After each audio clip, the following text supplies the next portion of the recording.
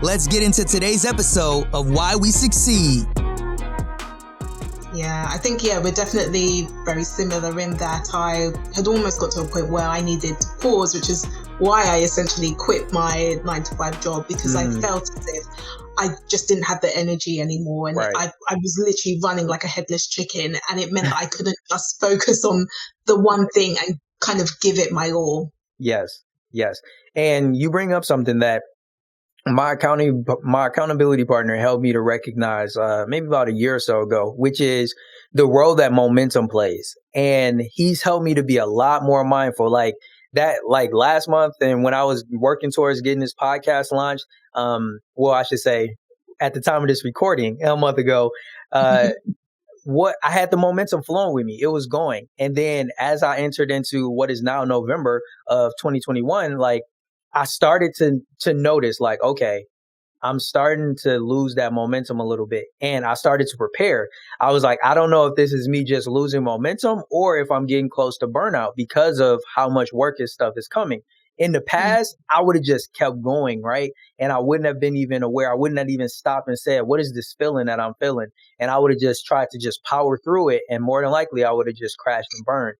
But because of having an accountability partner who's helped me to be able to stop, pause, like we talked about, and take stock of what I'm feeling. Like, okay, I feel a little overwhelmed. I feel like I may be approaching burnout.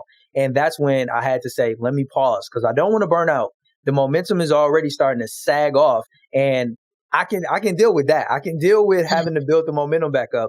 But I don't know if you can relate, but if you burn out and you crash, it takes a lot more energy to come back from that as opposed to just trying to drum the momentum back up. Yeah, definitely. I think I was in a similar position in that I knew I was reaching burnout, and I knew that if I did, it would have taken a very long time to try and get back onto the sort of wheel and keep going. So yeah, I definitely understand that.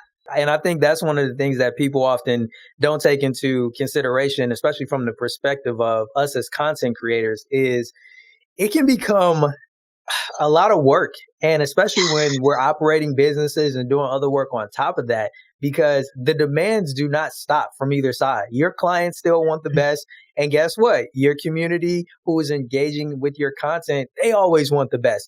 So once again, you always have to show up. You have to perform. But we can't forget ourselves, right? Like God doesn't want us to forget ourselves. We got to take care of us. Yeah, 100%. And I think it's just, you just need to learn when to slow down so that you can speed up. And I think it's important sometimes to really just take the pause and actually, work on yourselves as well. And then once you're at a point where actually now you can take on more work, you're in a better position to actually perform well as well. Because you don't really want to perform mediocrely either. You want to be able to perform at your best. Right. And it's so funny because as we were sitting there talking about this, I just feel like God just downloaded something that I never thought about. It's almost like the way we travel, right? We can travel locally and we can also travel, on an interstate or a highway. And I think when the momentum is flowing, that's when we're on the interstate and the highway. You can just go, go, go, go, go.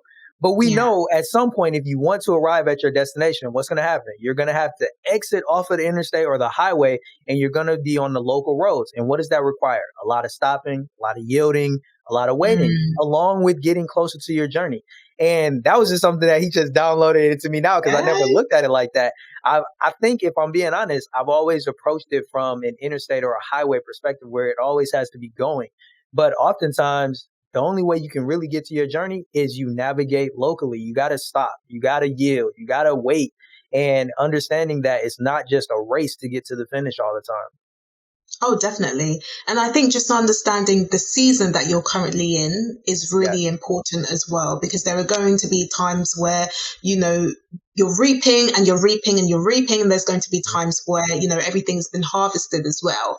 And so just understanding where in the season you are you supposed to really be, growing and accelerating or focusing, or are you at the point in time where actually you should almost be enjoying some of the fruits of your labor and kind of taking a step back so that you can recharge to then start reaping again?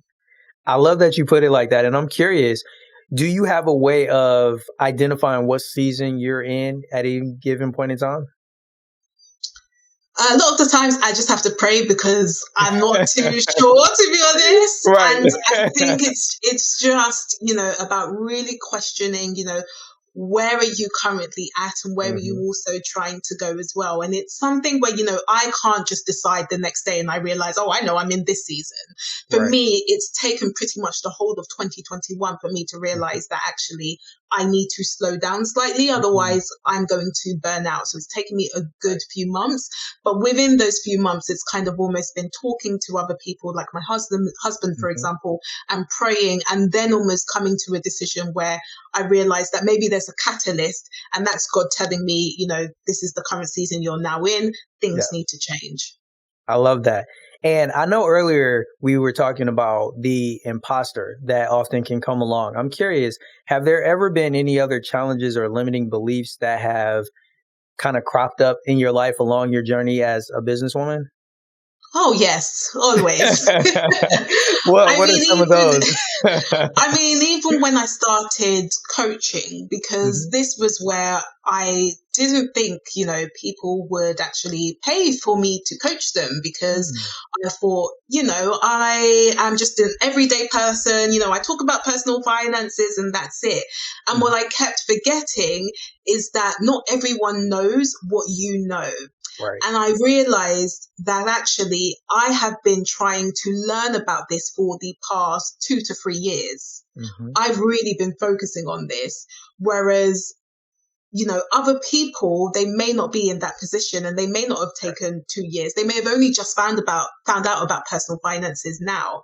And Hmm. so for me to realize that not everyone knows the same as you was something that I really had to work on, because I literally thought that everyone knew everything about personal finances. Everyone Mm. knows about budgeting. Everyone knows about saving. Everyone knows about investing. Who's going to want me to coach them on all Mm. of those things? Hmm. But the more I started working with people, and I specifically work with women at this Hmm. a point in time, the more I started working with them and understanding what they actually knew, I realized I know a lot more, and I Mm. can also help them to Right. change their mindset and end up getting results and make a difference in their lives. So I would definitely say, imposter syndrome is probably something that won't go away necessarily, but Hmm. it's just learning how to deal with it at the same time, I think is really Right. important. That's good. And what do you enjoy most about being a money coach? I think for me, it's just seeing the results for the women that I currently work with. And some of the women, they've come to me and they've said, Veronia, you've changed my life. And just hearing that, it's just Hmm. knowing that, okay, this is what I've been called on this earth to do, because Hmm. I can actually make a difference and because I can make that transformation. And, seeing Right. people that haven't been very confident with their personal finances, and particularly again, because money is a subject where we don't necessarily talk about it. Right. People don't ask you, oh, how many savings do you have? How many Right. investments do you have? We don't even talk about how much we earn these days. Right. And so because of that, the fact that some of these women are so comfortable knowing that they can talk to me, because a Yeah. lot of them, they can't talk about money to anyone else. They don't talk about it to Hmm. their families. Their friends don't talk Mm. about it. So they have no one to have those conversations with. So Hmm. the fact that they feel so comfortable to talk to me about it and I'm able to make a difference, it's just been amazing for me. And I'm so happy I've done it. That's amazing. I love that because you're helping people who really need the assistance, right? And Mm-hmm. that validates the fact that your services are worth what you offer them at. And it Mm-hmm. is a service that is worth paying for, because if somebody is at point A and you have the knowledge, you have the insight, you have the strategies that can get them to point B where they desire to be, man, that's a worthy investment. At least it is in my Yeah. book. Yeah, yeah. I mean, it's been crazy. I mean, I've had one woman, she's saving more than 20% on her current income. So her income hasn't changed. And Mhm. from working with me, she's been able to save 20%. And That's just seeing amazing. those results, or even, someone actually investing their money where they may have been really scared to invest. And so they haven't Mhm. invested. Now that they're investing their money, you've got to think, if they had been in the same position and didn't invest for another 5 years, Right, how much money they could have potentially lost just because of right, the fear of investing and the lack of right. understanding. So just knowing these differences, it's just been absolutely amazing. Yeah, and investing is one of those things that I've known the importance of it, having degrees in accounting and finance, but it's one thing to not practice what you preach or practice what Mm, you know. And that can be to our detriment. And it definitely has been to mine, where I knew about the importance of saving. And that was something that I was always doing to a certain extent, but I didn't have that understanding of the importance of investing.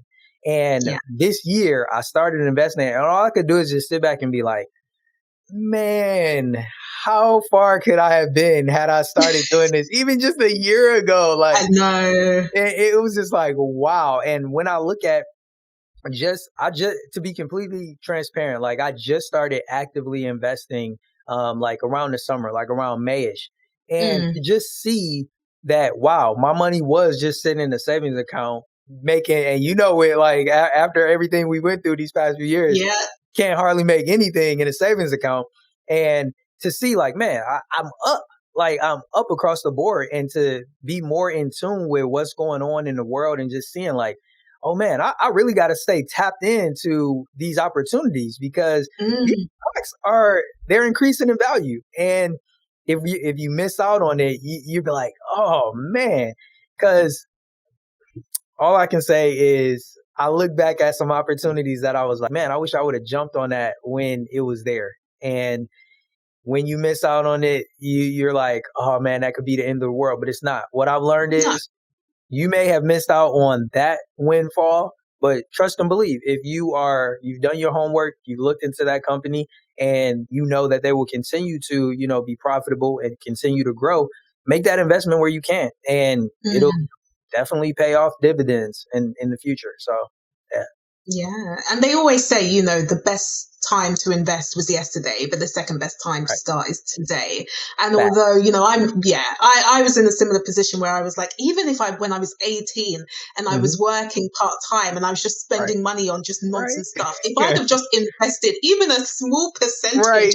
of that money, I would be Right. laughing today. But, Oh man. it's something where, we learn and we can't change the past, but what we Right. can do is change our future. And so Hmm. we can really at least start making a difference today so that we know Yeah. that, 10 years, 20 years from now on, we'll Yeah. be telling our old self, thank you. Thank you for making Hmm. that decision. Right. Just looking back, as you mentioned, just going back to those years and thinking like, dang, if I had just invested in Apple or Hmm. Tesla or Microsoft or Amazon, and Yeah. all of these companies whose stocks have exploded. And it's like Mm, their stocks were at a price where we definitely could have got in oh, at definitely. near the floor, near the bottom. And it's like, Definitely. man, now I'm looking at, okay, well, what are those stocks that will be the next Tesla, the next Amazon today? Mm, So that we can get in when the stock is under $100, and be able to invest and say, okay, like 5, 10 years from now, I'm glad I got into it in yeah. 2021 or 2022 for some people. And I think that it's a blessing when we finally come to the realization that investing is the way that we're really going to be able to grow our wealth exponentially. Yeah, yeah, definitely. And, I'm not a financial advisor, so I don't tell people what Neither am to I. invest This in. is Yeah. not financial advice. I think I No, gotta it's put it. definitely not. This is not Yeah. financial advice. I am just Yeah, sharing yeah. my experience.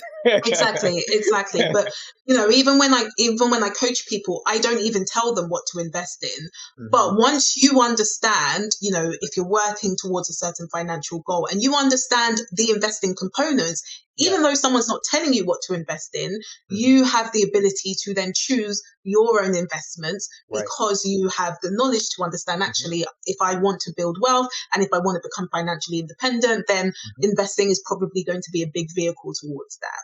Right. Right. And I look at it from the perspective, and this is just me speaking personally again, is I look at the companies who I spend money with.